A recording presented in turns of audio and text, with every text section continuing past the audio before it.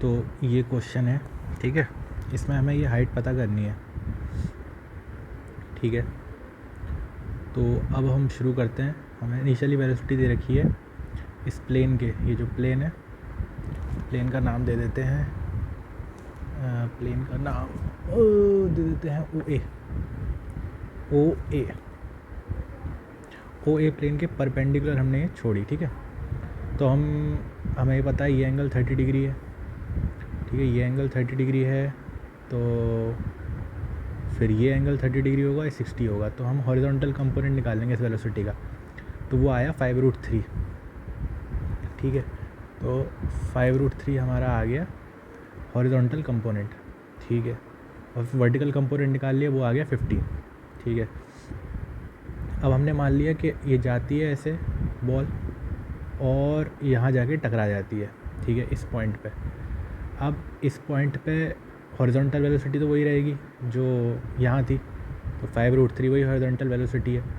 अब वो सवाल में कह रहा है कि ये परपेंडिकुलर टकराई है, दैट इट हिट परपेंडिकुलरली, तो ये परपेंडिकुलर है, ठीक है।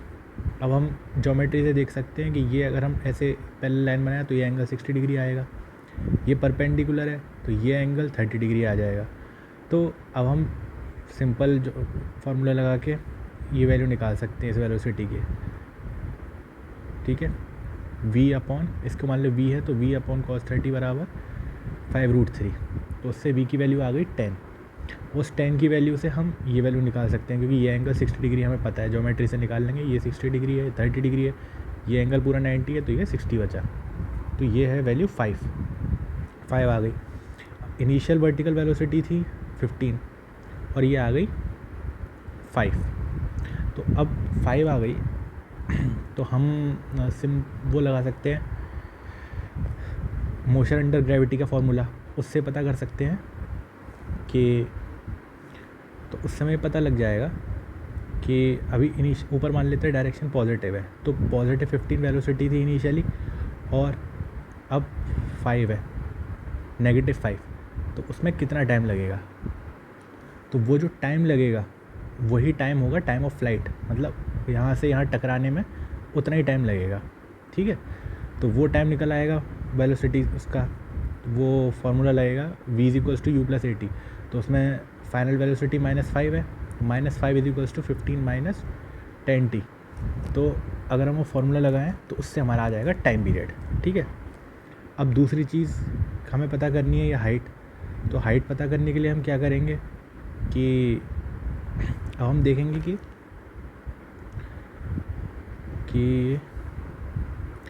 तो हाइट पता करने के लिए सबसे पहले हम क्या करेंगे, ये डिस्टेंस पता करेंगे बी से लेकर पॉइंट, इसे पॉइंट Z मान लो, ये वाला पॉइंट, ठीक है, बी से लेकर पॉइंट Z तक, ये डिस्टेंस हम पता करेंगे। तो ये डिस्टेंस कैसे पता लगेगा, अगर मान लो मोशन अंडर ग्रेविटी में ये चलता रहता बॉल, तो ये यहाँ से ऊपर जाती, फिर यहाँ से यहाँ, तो जो वेलोसिटी इसकी ऊपर थी अभी वही इसकी नीचे होती, मतलब 15 वर्टिकल है तो 15 यहाँ होती। तो फिर हम दोबारा वही फॉर्मूला लगा देंगे कि v² = u² - 2as वाला, तो उससे हमें पता चल जाएगा कि, नहीं वो नहीं लगाएंगे, थोड़ा गलत हो गया। हम ऐसा करेंगे, हमें यहाँ वेलोसिटी पता चल गई इसकी 5 है, इस पॉइंट पर -5 है, और हमें पता है Z पॉइंट क्योंकि इसी लेवल पर है जहाँ से शुरुआत करी थी, तो इस पॉइंट पे इसकी वेलोसिटी वर्टिकली हो जाएगी -15। तो फिर हम उसमें लगाएंगे v² = u² - 2as का फॉर्मूला, उससे हमें ये डिस्टेंस s निकल आएगा उसका, ये जो वर्टिकल डिस्टेंस है bz, ठीक है। अब bz जब डिस्टेंस निकल आएगा तो फिर हम क्या करेंगे, फिर हम देखेंगे कि h ये हाइट प्लस ये जो डिस्टेंस हमने निकाला उसका निकालेंगे, तो हम निकालेंगे tan थीटा का, ये tan 60 का यूज़ करके BD distance upon OD distance, ठीक है। तो ये डिस्टेंस BZ हमें पता ही है, हमें h निकालना है, ठीक है। तो ये डिस्टेंस से हम OD डिस्टेंस निकाल लेंगे, ठीक है, OD डिस्टेंस, और फिर यहाँ से h, इस h की मदद से ये डिस्टेंस निकाल लेंगे, ठीक है। ये डिस्टेंस निकाल लिया।